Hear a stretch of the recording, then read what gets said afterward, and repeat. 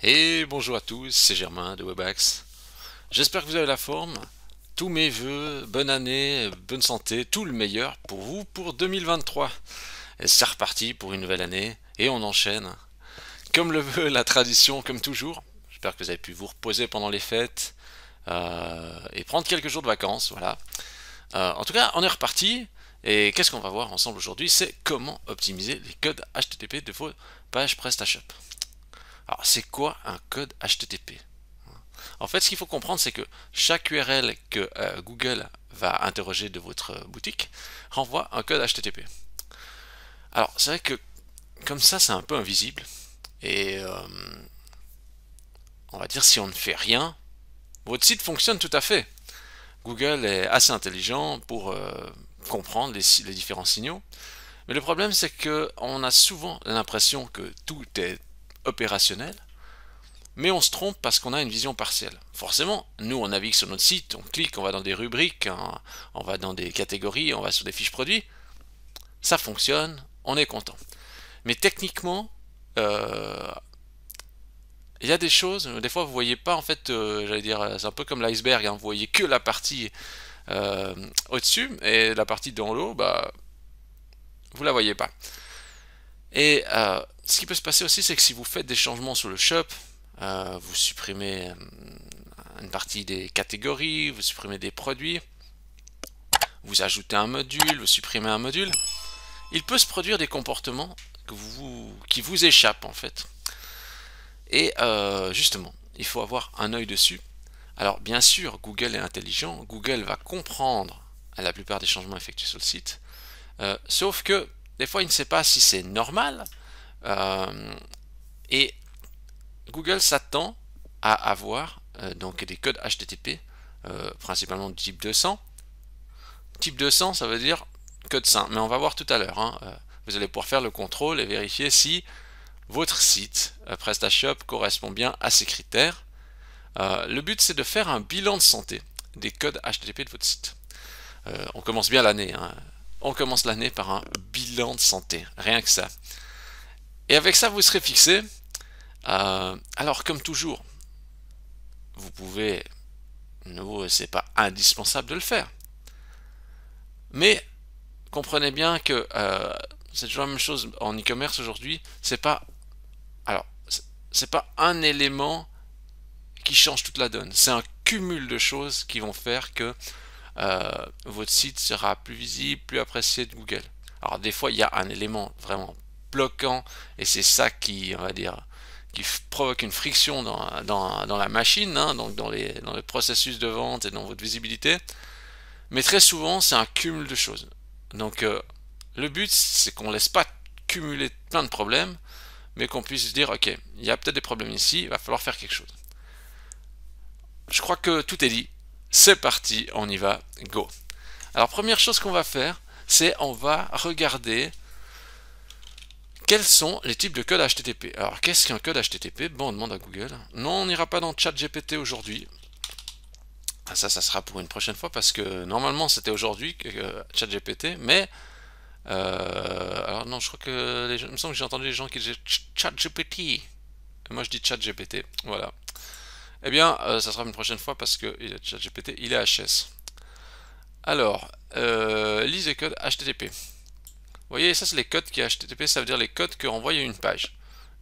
200, succès de la requête. 301 et 302, redirection. Utilisateur non identifié, accès refusé, etc. Erreur du serveur, le serveur n'a pas répondu. Qu'est-ce qu'on a? Quand c'est en principe, quand on est en type 200, c'est ok. 200, des fois on joue à 204. 200 ou 204, ça c'est quelque chose que je vois souvent. Vous allez me dire, oui, mais c'est quoi ces codes là? Qu'est-ce que c'est que ces trucs? Je comprends pas ce que c'est ça. Tu me montres des codes 200, etc. Mais c'est quoi ça? Bah, je vais vous montrer. Alors, on va aller sur. Alors, j'ai pas des actions chez eux, mais comme c'était un peu. Maintenant, c'est un peu la boutique PrestaShop de démonstration de pylônes. Pour eux, ça c'est un pylône. Google Shopping pense que ça c'est un pylône. Ça c'est un cône. Pourquoi ils disent ça c'est un pylône? Pylône. Ah, c'est musée. Pourtant, Google, ils ont de l'argent, hein. Mais regardez, même si je mets pylône, ils appellent ça un pylône. Ben alors là, c'est pas tout à fait ça, hein. Juste aller voir. Bon, là, c'est pas très important. On va prendre pylône parce que voilà. Qu'est-ce qu'ils ont fait? Ils ont fait un GIF. Est-ce qu'ils ont fait un GIF? Ah ouais, vous voyez. On dit le GIF est dépassé. Mais non, regardez, ils l'ont fait. Un GIF dans la bannière d'accueil. Alors, on va tester en fait la page d'accueil de Pylone. On prend ça. Hop. Et on va mettre dans un outil. Alors, l'outil. Vous pouvez taper HTTP statut. Vous allez tomber sur. Ouais, il y a un lien qui s'appelle HTTP statut.io. Bon, on va aller là-dessus. On va aller là-dessus et on va mettre notre URL de pylone. .com/fr en fait check statut. Donc vous faites ça sur votre boutique PrestaShop. Là j'ai pris une boutique PrestaShop. Hein.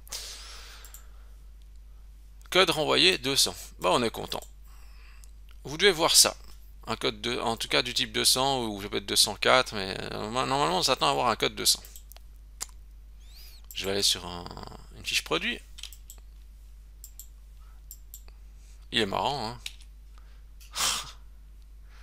Ouais, il est drôle hein, quand même. Vous voyez, on peut comprendre qu'il y a des e-commerce qui fonctionnent parce que j'étais pas venu pour acheter ça, mais il est stylé ce koala là. Est-ce qu'il serait pas bien dans mon bureau, hein, pour m'aider à customiser les boutiques? Non, finalement il va rester là. Alors, je vais remettre une nouvelle URL, je check. Code 200. Parfait. Allez, encore on va le faire. On va faire juste peut-être sur la catégorie croissant. Il y a des soldes. Je prends cette catégorie. Je vais mettre ici, hop, l'URL. Je vais prendre une fiche produit encore autre. Boum. Je ferai prendre quelques petites... qu'est-ce que je vais prendre? Là, il y a une page CMS. Content, page CMS. Boum. Je check les statuts de ces trois URL. 200, 200. Ok. Donc en fait, ici, on est tout à fait sur quelque chose de sain. Donc il n'y a pas de problème. Alors, juste si jamais, ne vous inquiétez pas. Si vous explorez l'URL du domaine principal, ça je signale juste, il y a peut-être des personnes qui vont faire ça, ils vont dire oh là là j'ai un problème. N'explorez pas directement le nom de domaine principal, il va faire 301 et 200. Ça, si vous faites ça, c'est tout à fait correct, hein. C'est juste que vous voyez en fait quand on met pylone.com, il redirige vers le /fr, donc il faut explorer directement le /fr, hein, l'URL définitive, hein, pas l'URL principale. Mais ça c'est tout à fait correct, hein, 301 vers 200. Enfin 301 vers 200. En fait, si on regarde le détail, il dit d'abord, il en a tapé pylone.com et après il redirige en 200 vers /fr, ce qui est tout à fait correct. Bon, vous avez compris un peu le principe, c'est que cet outil permet de savoir, de connaître le code header de la page. Donc qu'est-ce qui est renvoyé par le header. Vous voyez là ils disent, qu'est-ce qu'ils disent? Alors ils disent réponse header, donc code 200, donc, et puis après ils donnent plein d'infos, etc. Alors bon. En plus là vous voyez ils utilisent Cloudflare. Ah, ça j'en avais déjà parlé une fois, Cloudflare. Voilà. Mais ça ne nous intéresse pas pour le code 200. Ce qu'on sait c'est que nous, notre but c'est d'avoir des codes 200. Ce que vous devez faire maintenant dans PrestaShop, vous, c'est vérifier donc ceci. Le point que vous devez contrôler vous, c'est ça. C'est d'aller dans... je vais déjà dire le truc que je vois flagrant, qui est souvent pas changé. Dans paramètres de la boutique, trafic SEO, mais d'ailleurs je sais pas pourquoi PrestaShop met pas directement ce réglage standard pour éviter. Ici, on a ici rediriger vers l'URL canonique, vous mettez 301. Ça, vous pouvez changer. Boum. Et vous faites enregistrer.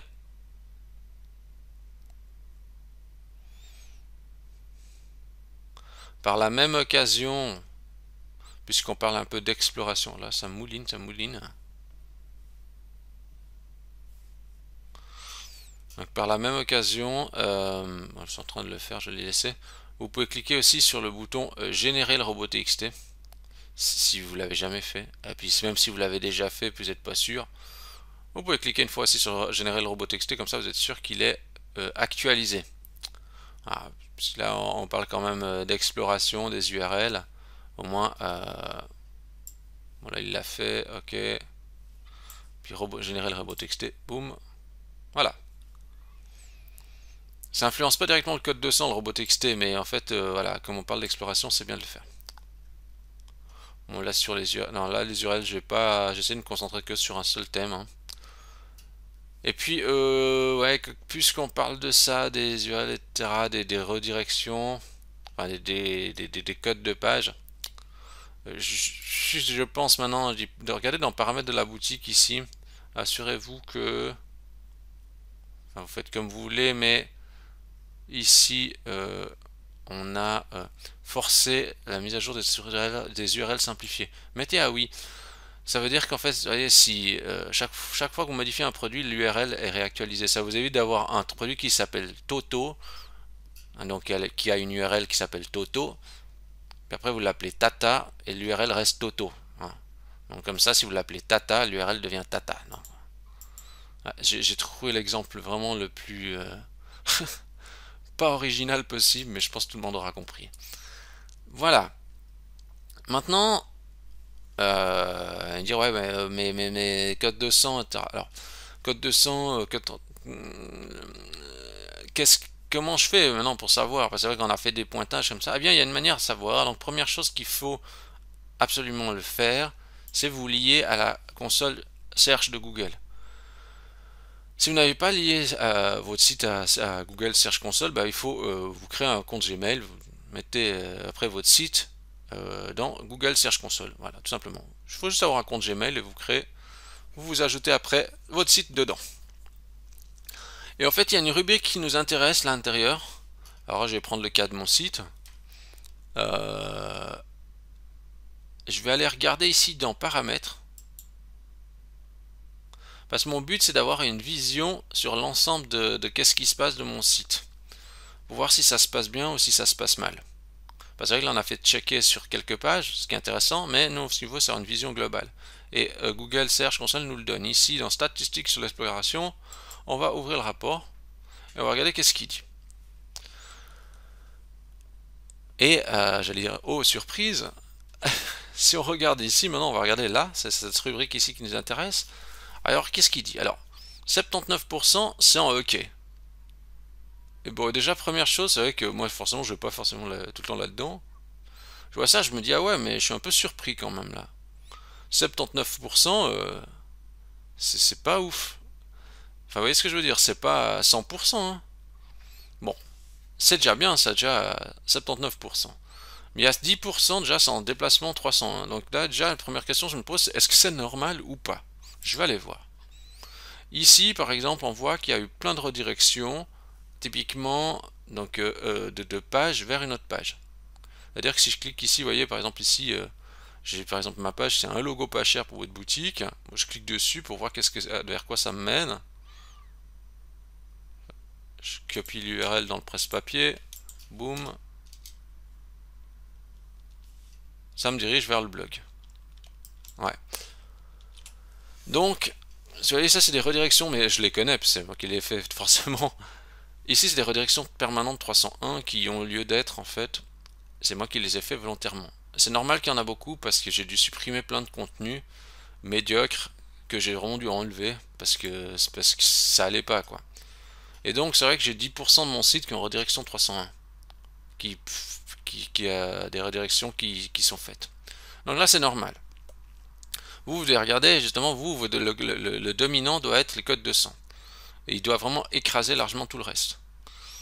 Tout ce qui n'est pas code 200 après doit être on doit pouvoir expliquer pourquoi c'est pas code 200. Ici pour 301 on peut expliquer c'est j'ai des pages qui étaient pas pertinentes, je les ai supprimées, j'ai fait une redirection 301 vers d'autres pages qui étaient elles plus pertinentes, notamment par exemple vers le blog ou vers un autre article, etc. Chez vous c'est exactement le même scénario. Maintenant j'ai quand même 8% de pages introuvables. Alors ça par exemple je savais pas. Et j'allais dire mais non mais c'est le comble. On regarde cette vidéo pour avoir des conseils et c'est pas appliqué. Comprenez bien une chose. Le web, il est tellement grand, il y a tellement de choses qu'on peut faire, on pourrait ne jamais s'arrêter. Et c'est ce que j'explique des fois à des clients, hein. Je leur dis, mais le but, c'est pas d'optimiser tout.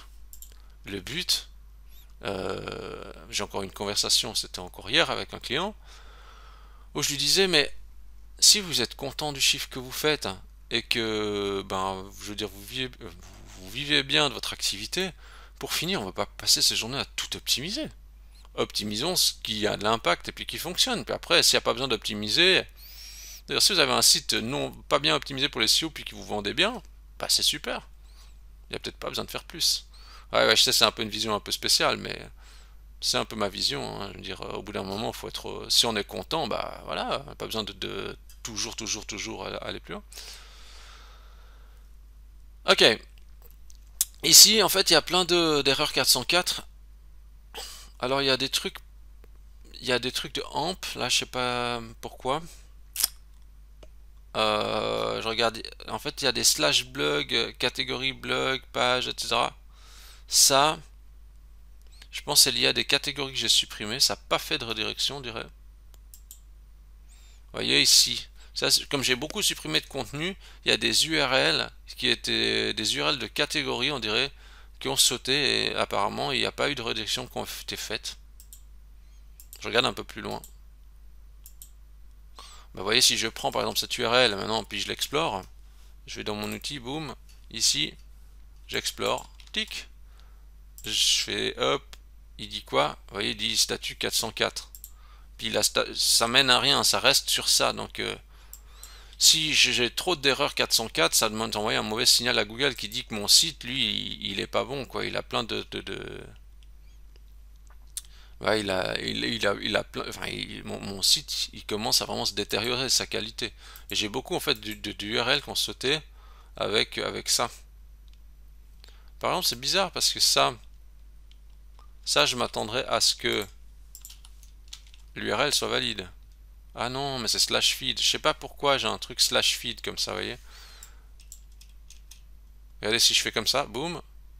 Les annuaires web, c'est mort, l'URL, eh ben ça redirige bien vers mon blog. Mais il y a un endroit où ça fait slash feed. Est-ce qu'il y avait un plugin ou est-ce qu'il y a une option dans WordPress qui fait une double URL qui dit ok, ça génère aussi un slash feed ou un truc comme ça? Possible, vous voyez.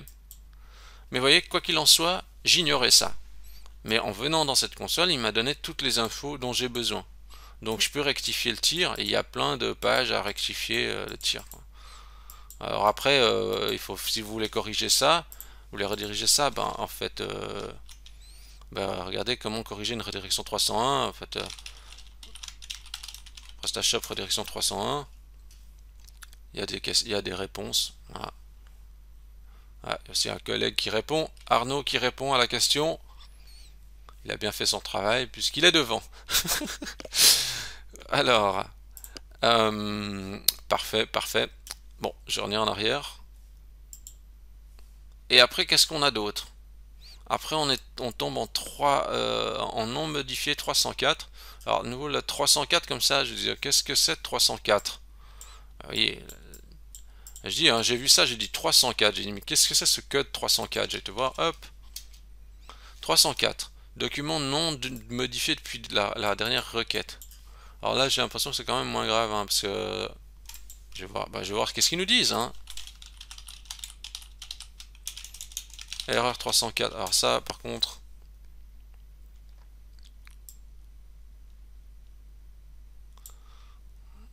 corriger, erreur 304.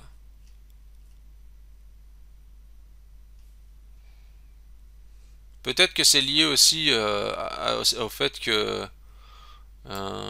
serveur.